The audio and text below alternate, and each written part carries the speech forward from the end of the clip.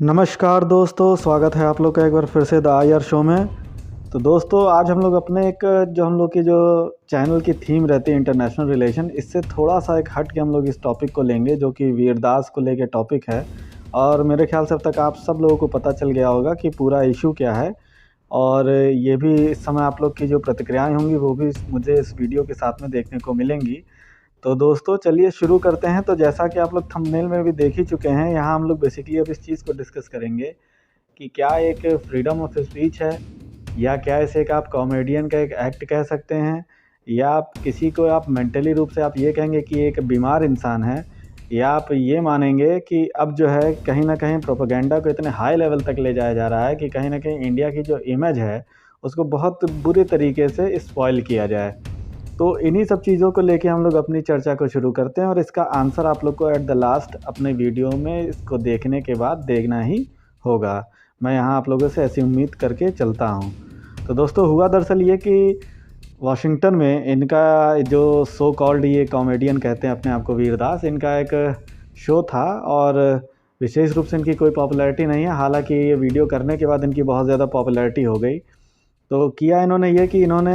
इस शो के दौरान इन्होंने ये इनका जो मेन थीम था टू इंडियाज़ करके था, और टू इंडियाज़ में इन्होंने दुनिया भर की बातें बताई कि मैं ऐसे इंडिया से आता हूँ जहाँ ऐसा है वैसा है। लेकिन सबसे ज़्यादा डिस्प्यूट तब खड़ा हो गया जब इन्होंने ये कहा कि मैं ऐसे इंडिया से आता हूँ जहाँ पे औरतों को या महिलाओं को दिन में पूजा जाता है और रात में उनका गैंग रेप किया जाता है।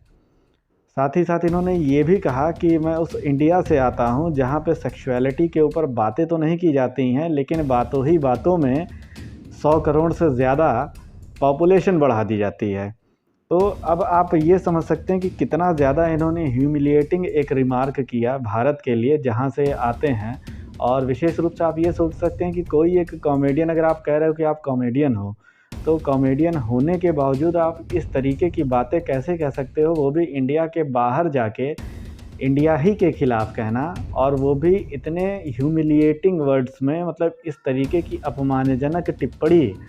करना एक भारतीय तौर पे तो मुझे नहीं समझ में आता है कोई भी भारतीय इस तरीके की टिप्पणी कर सकता है। और उसको आप ये कह के डिफेंड करिए कि ये आपकी फ्रीडम ऑफ स्पीच है, या आपका ये तो एक कॉमेडियन एक्ट था, मेन थीम आप समझे नहीं। आप लोग जस्ट जो है उसको, आप लोग जो उसकी मेन थीम है आप नहीं समझ रहे हैं, जो एक्ट हुआ उसमें कहा क्या गया, आप सीरियसली पहले उसको सुने और उसको समझे। ऐसा इस कॉमेडियन की तरफ से कहना था जो कि तथाकथित सो कॉल्ड कॉमेडियन है। जिसके बाद दोस्तों इस सो कॉल्ड कॉमेडियन की काफ़ी तीखी आलोचना हुई, और भारत की जो दो सबसे ज़्यादा बड़ी पार्टियां हैं, एक बीजेपी और कांग्रेस, दोनों ने मिलकर इसकी आलोचना की। और यहाँ पे आप देख सकते हैं कि जो मिस्टर सिंघवी हैं और जो मिस्टर थरूर हैं कांग्रेस पार्टी के हैं, लेकिन उन्होंने पार्टी लाइन से अलग अपने यहाँ पे व्यू रखे और कहा कि generalising the evils of a few individuals and vilifying the nation as a whole in front of the world is just not done. यानी इन दोनों ही लोगों ने सीधे तौर पे कहा है कि अगर कहीं एकाध कोई ऐसी अगर घटना देखने को मिलती है तो पूरे राष्ट्र की छवि वैसे ही बताना कि जैसे पूरे राष्ट्र में वही चीज़ हो रही है, ये बहुत गलत बात है। और इसकी उन्होंने तीखी आलोचना की, जिसके बाद अपने आप को बैकफुट पे देखते हुए इस कॉमेडियन ने एक अपना यहाँ पे ट्वीट किया, जिसको कि आप यहाँ स्क्रीन पे देख सकते हैं, जिसमें इन्होंने ये बताने की कोशिश की कि मैं भी अपने देश से प्यार करता हूँ, मैं भी उन सारी चीज़ों से प्यार करता हूँ, लेकिन हर देश की बुराई अच्छाई दोनों होती है, सारी चीज़ें होती हैं। इसलिए आप लोग किसी भी तरीके के एडिटेड वीडियोस पे ना जाएं, उसको पूरा पार्ट देखें, तब आपको समझ में आएगा। लेकिन दोस्तों स्क्रीन पे मैं आपको यहाँ पे एक और तस्वीर दिखा रहा हूँ जिसमें 2012 का इसका ट्वीट है। आप इसको पढ़ सकते हैं कि एयरपोर्ट अनाउंसमेंट लेडी के लिए कितने गंदे शब्दों का इस्तेमाल इसने किया है। और यहाँ पे उन्होंने सेक्स तक करने की बात की कि कोई जाए और उस बंदी के साथ में सेक्स करे ताकि वो कृपया ध्यान दीजिए पे ज़्यादा कह पाए। इसके साथ ही मैं आपको यहाँ पे एक दूसरी स्क्रीनशॉट में आपको मैं यहाँ ये दिखा रहा हूँ कि 2015 में ही एक दूसरे यूज़र को ट्वीट में इसको रिप्लाई करते हुए किस तरीके से ये हर बात में उसकी माँ की तरफ ये चला जा रहा था। मतलब सीधे बात कर रहा है यूज़र से, लेकिन उसकी आलोचना करने में ये उसकी माँ तक चला जा रहा है। तब आप सोच लीजिए कि जो व्यक्ति खुद ऐसी बात कर रहा है और जो व्यक्ति खुद औरतों के लिए किस तरीके से शब्दों का इस्तेमाल कर रहा है, वो भारत की पैरवी ये करके कर रहा है कि भारत में कितनी बुराइयां हैं, ख़ासतौर से औरतों को लेके। तो यहाँ आप इसका पाखंड आप अच्छे से समझ सकते हैं। लेकिन इन सब चीज़ों का असर क्या होता है? असर दोस्तों यही होता है कि 2018 में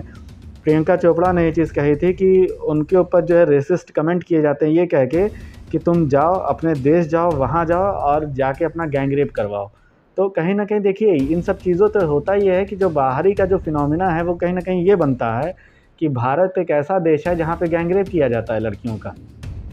और इससे दोस्तों होता क्या है, टूरिज़्म पे फ़र्क पड़ता है, आप भारत की इमेज पे फ़र्क पड़ता है। आपके एज एन सिटीज़न के रूप में जब आप बाहर जाते हैं तो आपके मूवमेंट के ऊपर असर पड़ता है, क्योंकि सब कोई आपको डाउट से देखता है और ये एक परसेप्शन की लड़ाई होती है। और इस परसेप्शन की लड़ाई को कहीं न कहीं आप ये मानिए कि भारत जो है वो कहीं न कहीं हार जाता है इन सब चीज़ों के बाद, क्योंकि आप ही के देश के जब नागरिक जब बाहर जाके इस तरीके से दूसरे के सामने भारत को ही बदनाम करते हैं, तो उसमें वर्ल्ड मीडिया तो साथ देता ही है ऐसे लोगों का। लेकिन कहीं न कहीं हमारे ही देश के अंदर बैठे हुए लोग जो कि इसी देश का खा पी रहे हैं, लेकिन वो बाहर जाके कॉमेडी या तथाकथित फ्रीडम ऑफ स्पीच के नाम पे कहीं न कहीं देश को बदनाम करते हैं और ये so called freedom of speech का कहीं न कहीं से बहाना उठाते हैं। जबकि फ्रीडम ऑफ स्पीच के ही एक्सेप्शन में लिखा हुआ है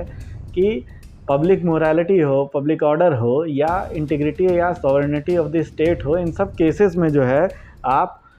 जो फ्रीडम ऑफ स्पीच है उसकी ढाल नहीं ले सकते हैं। इन सब केसेस में फ्रीडम ऑफ स्पीच काम नहीं करती है, लेकिन फिर भी बावजूद इसके बार बार हमारे देश में कुछ ऐसे काम किए जाते हैं जिससे इंडिया की एज एन कंट्री के रूप में पूरे विश्व में जो छवि है वो धूमिल होती है, और जिसका सीधा सीधा असर दोस्तों ग्लोबल प्लेटफॉर्म पे भारत को अपने कहीं ना कहीं हितों के साथ नुकसान के रूप में उठाना पड़ता है। तो इसीलिए ये सब जो चीज़ें हैं दोस्तों ये इंटरनेशनल रिलेशन से भी रिलेटेड हैं, क्योंकि अगर कोई भी चीज़ इंडिया को एज अ कंट्री के रूप में अगर वो हानि पहुंचा रही है तो कहीं ना कहीं उसको आगे चल के जो मिलने वाले लाभ हैं, जो उसके हितों को मिलने वाले लाभ हैं भारत के, उसको भी वो प्रभावित करेगी। और वो करती ही करती है। इतने सालों में जो भारत को एडवांटेज मिलने चाहिए तो नहीं मिले, तो सो कॉल्ड ऐसे ही कॉमेडियन, सो कॉल्ड ऐसे ही जो हिस्टोरियंस हैं और सो कॉल्ड ऐसे ही जो आप फ्रीडम ऑफ स्पीच के जो पैरोकार लोग हैं उन्हीं की वजह से नहीं मिला है। और इस मामले में दोस्तों हमसे कहीं बेहतर हैं अमेरिका जैसे देश, जो कि अपने हितों के लिए ना लेफ़्ट देखते हैं ना राइट देखते हैं, ना किसी भी तरीके का पार्टी में कोई मतभेद देखते हैं। वो सीधे इस चीज़ के ऊपर प्रहार करते हैं जो उनके देश की छवि को नुकसान पहुंचाने की कोशिश कर सकता है। यहाँ आप देख सकते हैं 2018 में जब एक रिपोर्ट निकाली गई थी थॉमसन रॉयटर्स फाउंडेशन के द्वारा, जिसमें यूएसए को 3rd रैंक दी गई थी पूरे वर्ल्ड में सेक्सुअल वायलेंस को लेके, और जिसमें यूएसए को कांगो और पाकिस्तान से भी जो है गया गुजरा बताया गया था, और इसी में भारत को 1st रैंक दी गई थी सेक्सुअल वायलेंस के केस में। तो जहां भारत अपने परसेप्शन की लड़ाई को लड़ने में पीछे रह गया था, वहीं अमेरिका ने इसका पुरजोर विरोध किया, और जिसकी वजह से जो है कहीं ना कहीं इस एजेंसी को बैकफुट पे आना पड़ा। तो अब ज़रूरत भी हम लोगों के यहाँ इसी बात की होनी चाहिए कि अब हम लोग भी इन सब चीज़ों के ऊपर तेज़ी से प्रहार करें, ताकि इंडिया को जो इमेज है, इंडिया की एक कंट्री के रूप में जो इमेज है जिसको ख़राब करने की कोशिश की जाती है, वो ख़राब ना कर सके। और इसके लिए हमें भी पनिशमेंट का एक प्रावधान बनाना चाहिए, जिसकी शुरुआत हम देख सकते हैं यहाँ पे स्क्रीन पे कि जो एमपी के होम मिनिस्टर हैं नरोत्तम मिश्रा, उन्होंने इस कॉमेडियन को बार कर दिया, इस प्रतिबंध लगा दिया किसी भी तरीके की इसकी परफॉर्मेंस को एमपी में होने के लिए, यानी कि एमपी में भी किसी भी तरीके की परफॉर्मेंस नहीं दे पाएगा। और मेरे हिसाब से दोस्तों कहिए, देखिए आप इसको चाहे फ्रीडम ऑफ स्पीच कहिए चाहे जो भी कहिए, लेकिन सबकी एक हदें होती हैं। और कॉन्स्टिट्यूशन में भी मेन कोई भी आप प्रोविज़न देख लेंगे तो हर एक फ्रीडम के साथ में उसका एक एक्सेप्शन इसीलिए बनाया गया है कि हर एक राइट के साथ आपकी एक अपना जो भी आपकी एक लिमिट है उसको भी आप देखिए। तो इसीलिए वहाँ पे एक्सेप्शंस भी बनाए गए हैं। तो हम लोग को भी समझने की ज़रूरत है कि कौन सी बॉर्डर लाइन है जिसको हमें क्रॉस करने की ज़रूरत नहीं है। और मेरे पॉइंट ऑफ व्यू से कहेंगे, मेरा पर्सनल ओपिनियन अगर कहेंगे, तो मैं तो यही चाहता हूँ कि ऐसी चीज़ों को भविष्य में रोकने के लिए ज़रूरी है कि कहीं ना कहीं भारत सरकार ऐसा नियम बनाए जिसके तहत कोई भी जो ऐसा काम करता है जिससे देश की इंटीग्रिटी, सॉवरेनिटी या उसकी जो इमेज है उसकी ग्लोबल प्लेटफॉर्म पे या अन्य चीज़ों की वजह से उसको क्षति पहुंचती है, तो ऐसे किसी भी एक्टर को या ऐसे किसी भी कारक हो जाए या कोई ऐसा व्यक्ति हो जाए, उन सबको जो है सिटीज़नशिप उनकी ले ली जाए और उनको पूरी तरीके से एक बेकार बना दिया जाए। किसी भी तरीके की उनको कोई भी जो सहूलियत जो मिलती है एज अ नागरिक के रूप में वो उनको ना मिले, और उनको ना कैद किया जाए ना उनको किसी और तरीके की सज़ा दी जाए। सज़ा के तौर पे केवल उनको देश से मिलने वाली सहूलियत के रूप में जो भी सुविधाएं मिलती हैं उन सब चीज़ों को वापस ले लिया जाए। तो मैं समझता हूँ कि इससे फिर आगे चल के उन सब चीज़ों पे पाबंदी लग पाएगी जो कि इंडिया को कहीं ना कहीं पीछे ढकेलने का काम करती हैं। बाकी दोस्तों, आप लोग की इस पूरे इशू पे क्या राय है? आप लोग अपनी राय जो है कमेंट बॉक्स में ज़रूर शेयर करिए और ये ज़रूर बताइएगा कि अगर इसका कोई और सोल्यूशन हो सकता है तो उसको भी ज़रूर बताइए। और आपको क्या लगता है कि वास्तविकता में कानून बनाने का समय आ गया है या नहीं आ गया है? जैसा कि और देश अपने हितों की रक्षा करते, क्या भारत को भी वैसे ही करनी चाहिए? आपकी जो राय है कमेंट बॉक्स में ज़रूर लिखिए और वीडियो को ज़्यादा से ज़्यादा दूसरों के साथ शेयर करिए, लाइक करिए, दूसरों के साथ ज़्यादा से ज़्यादा शेयर करिए। थैंक यू दोस्तों, thank you for watching the video. जय हिंद, जय भारत।